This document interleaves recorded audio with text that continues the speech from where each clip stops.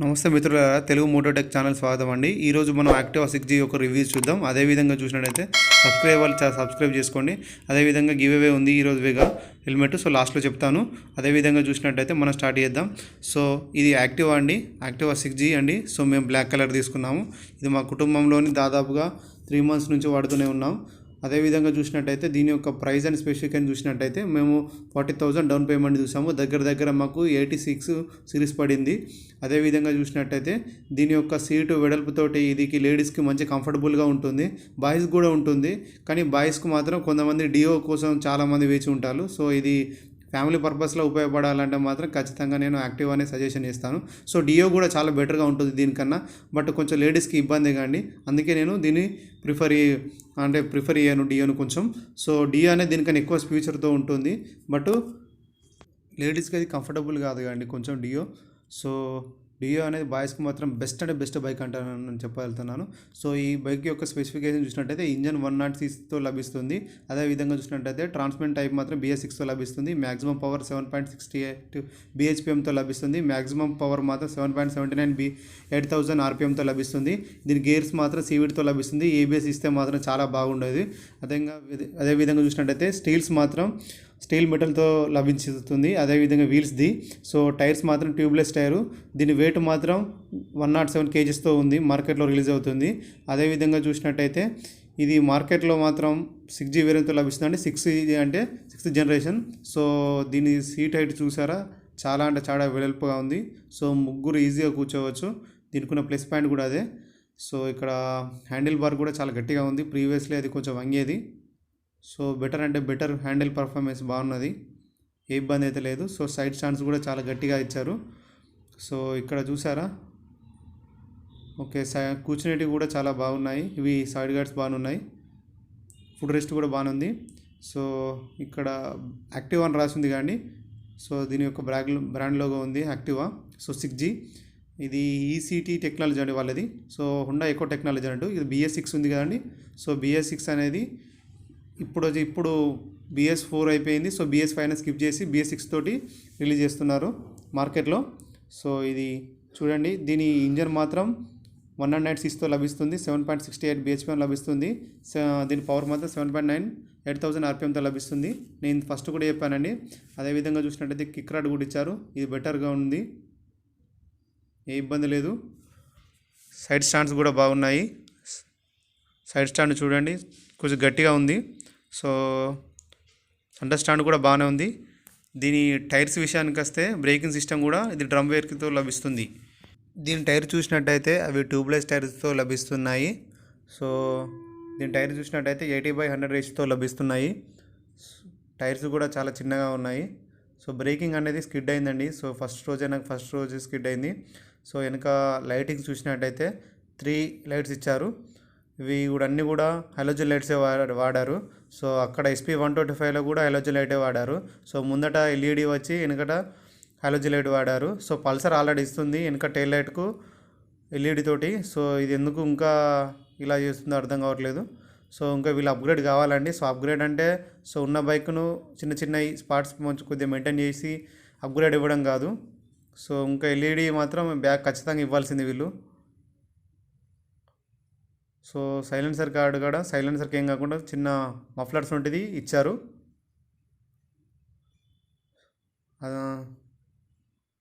So అదేవిధంగా చూసినట్టయితే ఇక్కడ యాక్టివా 6G5 లోగో. సో బైక్లో మాత్రం నాకు పెద్దగా అప్గ్రేడ్ చేశారన్నారుగా. సో నాకైతే ఏం అనిపించలేదు.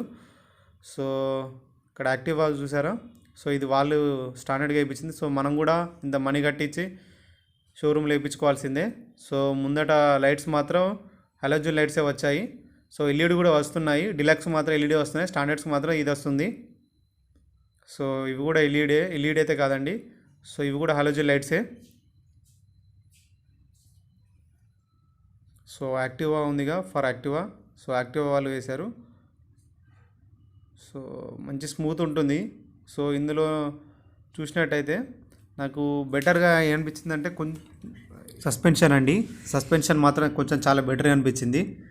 ఇది వీల్ సైజ్ మాత్రం 12 inches సైజ్తో లభిస్తుంది. టైర్స్ టైప్ స్టీల్ మాత్రం మెటల్తో లభిస్తుంది. ఇది 90/90 రేషియోతో ట్యూబ్లెస్ టైర్స్తో లభిస్తుంది. రేర్ కూడా 90/100తో లభిస్తుంది ట్యూబ్లెస్ టైర్ తోటి. సో చూసారా, ఇక్కడ సిఆర్ టైర్స్ వాళ్ళది స్టీల్ బెటాలిక్ మాత్రం చాలా గట్టిగా ఉంది. సరే డిస్క్ ఇస్తే బాగుండని నేను అనుకుంటున్నా. ఈ డ్రమ్ వేరేకింత ఇవ్వడం వల్ల కొద్ది ఇబ్బందే. దీని సస్పెన్షన్ కొంచెం బెటర్గా ఉంది. సో టెలిస్కోప్ సస్పెన్షన్తో లభిస్తుంది. 3 స్టెప్స్ అడ్జస్టబుల్ సస్పెన్షన్తో లభిస్తుంది. దీని యొక్క క్లచ్ మాత్రం చాలా స్మూత్గా ఉంది. సో ప్రీవియస్లీ దానికన్నా క్లచ్ అయితే చాలా స్మూత్గా ఉంది.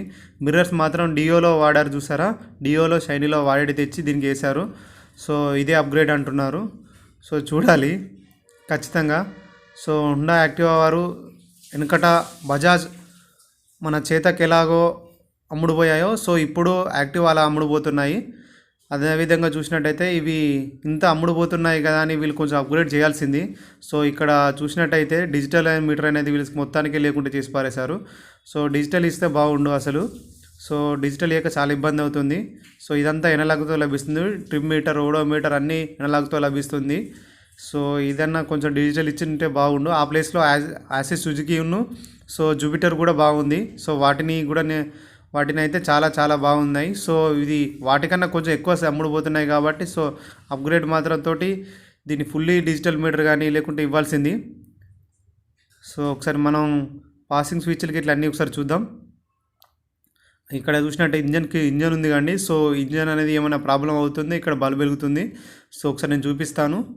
ఇలా ఇంజన్కి ఏమైనా ప్రాబ్లం అవుతే రెడ్ కలర్ బల్బ్ వెలుగుతూనే ఉంటుంది ఇంజన్ కిల్ స్విచ్ది. సో చూద్దాం. సైడ్ ఇండికేటర్స్ చూసారా, చాలా బాగున్నాయి.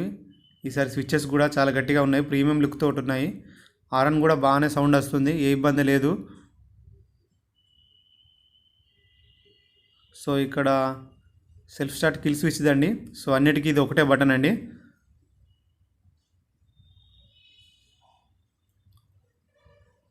సో ఈసారి అయితే ఖచ్చితంగా సుజుకి వాళ్ళకు కొంచెం బెటర్గా ఉంటుంది. నేను మాత్రం సుజుకినే బండిని రిఫర్ చేస్తాను నా వరకు. సో మీకు హుండా వారి యొక్క ఇంజన్ కనుక నచ్చినట్టయితే దీంట్లోకి రండి. సో ఆ ప్లేస్లో జూపిటర్ క్లాసిక్ కూడా ఉంది, అక్కడ కూడా బాగా ఇచ్చారు ఫీచర్స్. సో మంచి స్పెసిఫికేషన్తో కూడా ఇచ్చారు. సో ఇది కూడా మంచి స్పెసిఫికేషన్ అండి, కానీ కొంచెం ఇబ్బంది. సో ఇంకా డిజిటల్ ఇస్తే బాగుండని నేను ఇక్కడ అనుకుంటున్నా. సో ఇక్కడ డిజిటల్ ఇవ్వాల్సిందే, అసలు వీరు ఎందుకు స్కిప్ చేశారో అర్థం కావట్లేదు. సో ఇక్కడ చూసినట్టయితే మనం ఒకసారి కీ చూద్దాం. కీ కొంచెం నాది టైట్గా పడుతుంది. సో కీ చూసారా, స్కూటీ కీ మళ్ళీ ఒకసారి పెడదాం. సో అక్కడ చూసారా, సో ఆన్ ఆఫ్ మధ్యలో ఫ్యూయల్ ఉంది, సీట్ ఉంది. సో ఒకసారి ఆన్ చేసి చూద్దాం.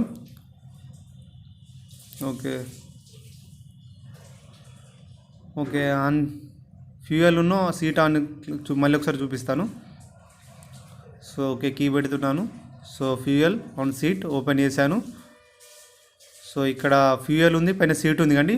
ఫ్యూయల్ ట్యాంక్ని వచ్చేసరికి వెనక బ్యాక్ సైడ్ ఉన్న ఫ్యూయల్ అది తెరుచుకుంటుందండి. సో మళ్ళీ చూపిస్తాను. సో అక్కడ ఆన్ ఆఫ్ మధ్యలో ఫ్యూయల్ సీట్ కాడ పెట్టాను. సో ఇక్కడ ఫ్యూయల్ ఒత్తుతున్నాను. ఫ్యూయల్ మళ్ళీ ఒకసారి గట్టిగా ఒత్తుతున్నాను. ఓకే వెనక ఓపెన్ అయింది. సో ఇది మాత్రం చాలా కొంచెం బెటర్గా ఇచ్చారని చెప్పచ్చు. ప్రీవియస్లీ సీట్ ఓపెన్ చేసి పెట్టాలి. సో సుజుకి వాళ్ళను జూపిటర్ వాళ్ళు ఎలాగో వెనక ఇలా చేస్తారో సేమ్ అలాగనే ఇచ్చారు. సో బెటర్గా ఈసారి అయితే హుండా వాళ్ళకి ఇది కొంచెం బెటర్గా చెప్పవచ్చు. సో ఇంతకుముందు అయితే సీట్ ఓపెన్ చేయాలి, మళ్ళీ పెట్టాలి, ఎంత రిస్క్ ఉండేది పెట్రోల్ పంప్ కాడ. సో ఇలాంటి ప్రాబ్లం అయితే అవసరం లేదు. సో ఇక్కడ ఉన్న ఒక చిన్న డ్రాబ్యాక్ ఏంటంటే, సో ఒకసారి నేను సింపుల్గా మళ్ళీ క్యాబ్ పెడతామండి. సో మళ్ళీ ఒకసారి చూపిస్తాను. అది తొందర పడట్లేదు. సో ఇప్పుడు నేను ఒకసారి ఓపెన్ చేశాను అనుకో. సో ఓపెన్ చేస్తున్నాను. సో చూసారా, పెట్రోల్ చూసుకోవచ్చు. సో మళ్ళీ పెట్టాను. సో ఇప్పుడు తిరగట్లేదు చూసారా. ఇది కొంచెం నాకు ఇబ్బందిగా ఉంది. దీన్ని ఒకసారి సర్వీస్ సెంటర్కి వెళ్ళి చూపించాలి. సో చలికాలంలో అయితే కొంచెం తొందర జారుతుంది ఇట్లా. సో ఎండాకాలం కూడా అదే పరిస్థితి వస్తుంది, జారుతుంది. సో రావటం లేదు, ఇక తిరగటం లేదు. సో ఇబ్బందిగా ఫీల్ అవుతున్నాను. ఇదైతే కొంచెం ప్రాబ్లం అయితే ఉందండి. సో దీన్ని సర్వీస్ సెంటర్కి వెళ్ళి సెట్ చేయించాలి. అదేవిధంగా చూసినట్టయితే ఇక్కడ ఫ్యూయల్ సీట్ ఉంది కానీ ఫస్ట్ ఫ్యూయల్ అయితే ఓపెన్ చేశాను కదా, నెక్స్ట్ సీట్ ఓపెన్ చేస్తాను. సో సీట్ స్విచ్ వద్దుదాం, గట్టిగా ఒత్తాలండి. సో ఓపెన్ అవుతుంది చూడండి, నేను ఓపెన్ చేస్తాను. చాలా పెద్దగా ఉందని నన్ను ఎక్స్పెక్ట్ చేయకండి. సో ఇక్కడ ఒక హెల్మెట్ పెట్టుకోవడానికి అయితే పర్లేదు. ఇంత దరిద్రాన్ని ఎందుకురా బాబు ఇంత చిన్నగా ఇచ్చారు, కొంచెం పెద్దగా ఇస్తే బాగుండు. వీళ్ళు హుండా వాళ్ళ టూల్ బాక్స్ అండి, సో అది బాగుంది. సో కొంచెం పెద్దగా ఇస్తే బాగుండండి. లోపల ఈసారి వాళ్ళు చేసిన దరిద్రం ఏంటంటే ఈసారి మొబైల్ ఛార్జింగ్ అయితే ఇవ్వలేదు. చాలా బాధగా ఫీల్ అయ్యా. అది ఇస్తే బాగుంటుంది. మినిమం మొబైల్ ఛార్జెస్ ఇంతకుముందు ఇచ్చేది ఇప్పుడు ఇవ్వకుంటుంటే ఎలా అండి. సో ఇక్కడ చూసినట్టయితే కాళ్ళు వెడల్పు కూడా అండి. సో కొంచెం హైట్ ఉన్న వారికి అయితే కొంచెం ఇబ్బందిగా ఫీల్ అవుతున్నాను. సో మూల మలుపులలో కొంచెం ఇబ్బందిగానే ఉంది. ఒకసారి చూద్దాం. అదేవిధంగా దీన్ని ఒకసారి నేను స్టార్ట్ చేసి చూపిస్తాను అది ఎలా ఉంటుంది ఏందనేది. సో స్టార్ట్ చేస్తున్నాను. ఒకసారి సౌండ్ విందాం.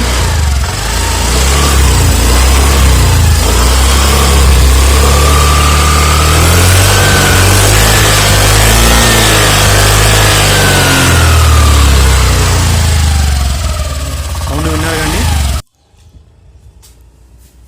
సో ఒకసారి మనం బండి మూవ్ చేద్దాం. సో ఇంజన్ మాత్రం హుండా వారికి అయితే చాలా చాలా స్మూత్గా ఉంటుంది. సో హుండా ఇంజన్ చూసి నేను దాదాపుగా ప్రిఫర్ చేస్తాను. బట్ ఈ యాక్టివాలో అయితే కొంచెం అలా లేదు అని నేను అనుకుంటున్నా. సో పికప్ అనేది తొందర అందుకోవట్లేదు స్టార్టింగ్లో ఉన్నట్టు. సో 3 months అయిపోయిన తర్వాత కొంచెం పికప్ తగ్గుతుంది. ఒకసారి మనం బ్రేకింగ్ చూద్దాం. ఓకే, బ్రేకింగ్ కూడా బాగానే ఉందండి. సో ఒకసారి ఏం జరిగిందంటే స్టార్టింగ్ వచ్చిన రోజు కొంచెం నేను పెద్ద బండ్లు నడిపేసరికి ఈ బ్రేక్ అంటే ఈ యొక్క బైక్ మీ యాక్టివా మీద వెళ్తుంటే బండి కొంచెం స్కిడ్ అయినట్టు అయింది. సో ఫస్ట్ టైర్ది, సో అనగా ముందు టైర్స్ అండి. సో డ్రమ్ బ్రేక్ వేరియంట్ ఇచ్చారు. ఇంకా వీళ్ళు డిస్క్ ఎందుకు ఇవ్వలేదో ఇప్పటికీ వీళ్ళకు అర్థం కావట్లేదు. సో ఈ బైక్లోని కొన్ని ప్లస్ పాయింట్స్, కొన్ని ప్రోస్ అండ్ కాన్స్ అయితే నాకు తెలిసినవి ఉన్నాయి. సో చెప్తాను. సో ఒకసారి హైవే మీద అయితే టెస్ట్ చేసి చూద్దాం. సో హైవే మీద కూడా చాలా బాగానే ఉంది. సో వెళ్తుంది. సో ఏ ఇబ్బంది లేదు, చాలా స్మూత్గా వెళ్తుంది హైవే మీద. చాలామంది యాక్టివ్గానే ఉన్నారు. సో నా ముందడిది జూపిటర్ గ్రాండ్ అండి ఇది. సో ఒకసారి సిమెంట్ రోడ్డు మీద చూద్దాం, పరీక్షిద్దాం. సిమెంట్ రోడ్డు మీద ఉన్న మట్టి రోడ్డు మీద పరీక్షిద్దాం అండి. తర్వాత హైవే మీదకి వెళ్దాం. సో బెటర్ అండి, ఫస్ట్ వీటి గురించి తెలిస్తే అక్కడికి వెళ్ళచ్చు. సో ఈ సిమెంట్ రోడ్డు మీద కొంచెం ఇసుక ఉంది కానీ సో ట్యూబ్లెస్ టైర్స్ అయ్యేసరికి సో కొంచెం జారినట్టుగా అవుతుంది. సో పర్లేదండి, బాగానే వెళ్తుంది, మంచిగా హ్యాండిల్ చేస్తుంది, ఏ ఇబ్బంది లేదు. సో మంచిగానే స్మూత్గా వెళ్తుంది.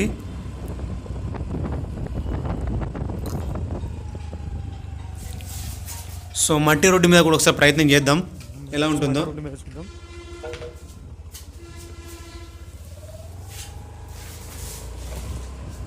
మట్టి రోడ్డు మీద కూడా చాలా బాగానే ఉంది. సస్పెన్షన్ కూడా చాలా బాగుంది.